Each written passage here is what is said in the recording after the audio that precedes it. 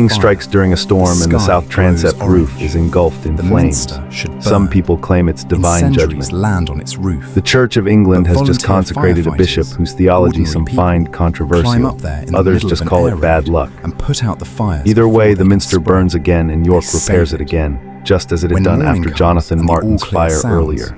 92 2,000 people are years, dead, 70 generations, hundreds one are city. homeless, and large This city parts has of witnessed the medieval best and York are worst of what smoking humans are ruins. capable of. But the Minster stands. Constantine's vision, York Viking rebuilds. ingenuity, medieval scholarship, grows in ways that unspeakable would have been violence, unimaginable unshakable a faith, the century courage of a before. butcher's wife. In 1963, The determination of the University firefighters York saving is the Minster founded, while bringing bombs fell thousands around of them. students to a city. If you're that from has York, always this is been your about the heritage. past. This is what your city has Now endured it's and thinking about achieved. the future. If you're not from York, you've just A year learned later, why this city the matters. National Railway Museum opened, Not just to England, but to the story of celebrating Western York's Victorian civilization. transformation Through everything, and York becoming has one of survived Britain's and most thrived. visited History museums. isn't just something that happened, Then in it's something that shaped 1984, us.